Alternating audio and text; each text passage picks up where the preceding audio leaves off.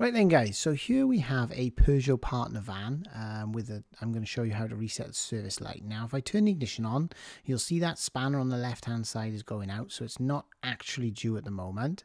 But if you press this button on the left hand side with a little spanner on it, you'll see it'll tell you obviously when your service is due. Now mine isn't due for a while, but we've done some work on this, so we're going to go ahead and reset it. So what we're going to do is knock the ignition off. I'm now going to press and hold this little button here with the spanner on it and then turn the ignition on. Now once I go ahead and turn that ignition on, you'll see there it's got a little timer that'll count down from 10 seconds, and then once we get down to 10 seconds we can go ahead then and release the button. So there you go, reset's done, release the button. Now if I just knock it off and back on, and then I go ahead and press that button again, you should see that it's reset itself back to 25,000 miles. So yeah, nice easy one there guys. Thanks for watching.